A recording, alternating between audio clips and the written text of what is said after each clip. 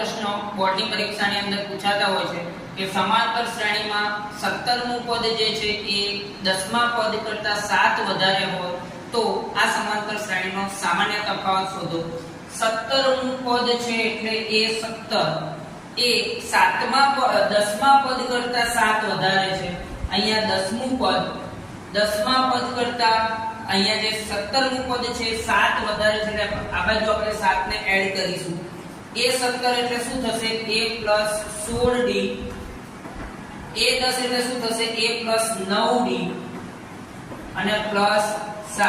અહીંયા જો બંને બાજુ a કેન્સલ થશે, આ 16d 9d આ બાજુ આવશે એટલે માઈનસ થશે બરાબર 7।